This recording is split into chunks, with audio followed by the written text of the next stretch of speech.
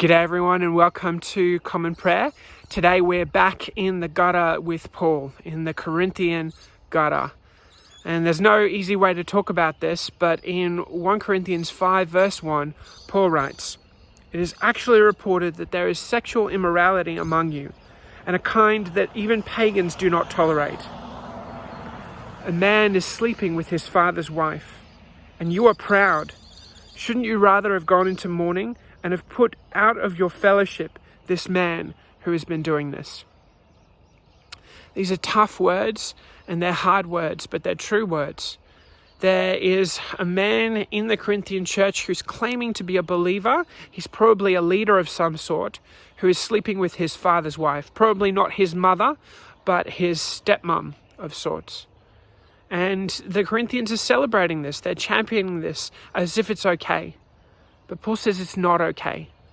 It's not okay for Christians to judge unbelievers for the way they behave. Of course, people who don't believe in God are going to behave in a certain way.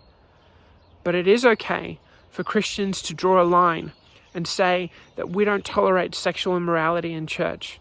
And we definitely won't tolerate it in our leaders. Sadly, sexual immorality is still tearing our church apart today. Leaders have tolerated abuse, and leaders have tolerated deviations from the Bible's morality and have allowed it to go unchecked in the church. This is not proper behavior for Christians. This is not a proper way of living for those who follow God. And so Paul says in 1 Corinthians 5 verse 8, following an analogy of Jesus, that yeast can spread through a whole batch of dough and raise the whole dough.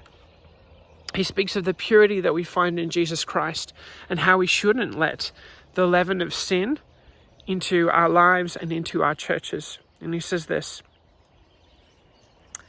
"Let us keep the festival, not with the old bread leavened with malice and wickedness, but with the unleavened bread of sincerity and truth." So friend, I encourage you today to pursue sincerity and truth. Get your mind, get your heart, get your life out of the gutter and follow Jesus with all that you are.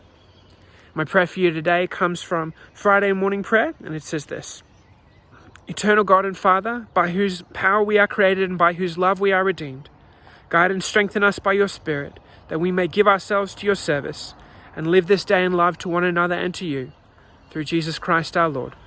Amen." Have a great day, everyone. We'll see you next time.